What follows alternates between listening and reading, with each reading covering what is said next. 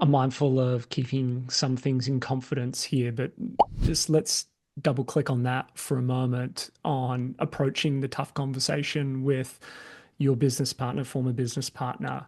It probably wasn't handled as well as we both like.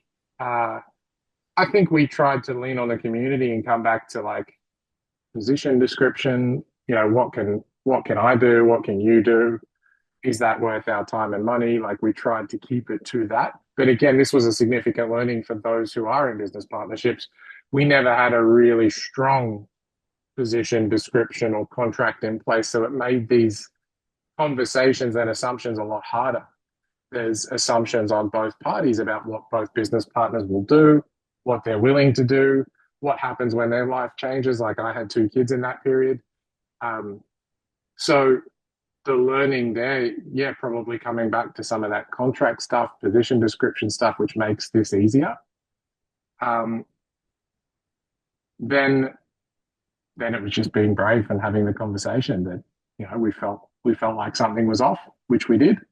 It became the hardest part was negotiating the business value and the buyout, which I think everyone struggles with. I don't think any buyout happens with both parties completely agreeing.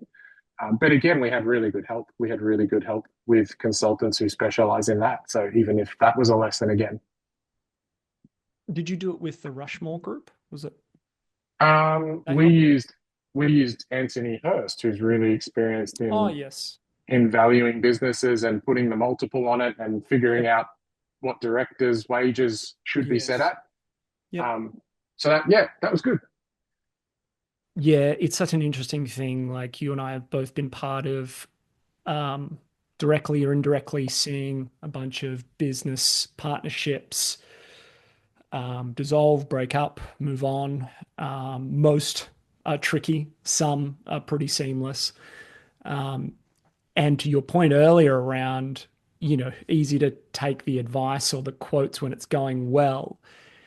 Um, Often when business is going well, we don't need those sorts of things, or we feel like, we'll get to it someday. And then when you do need it, it kind of, yeah, hits you square in the face. And you can always make up for that lost time or structure. But it's something that, yeah, we try and do pretty regularly from some sage advice from Shane Davis, who was on a recent episode, business partner, who has multiple partnerships and really taken a lot of great words of wisdom, as we all have from Shano, around how to try and be proactive and continue to revisit some of these key docs.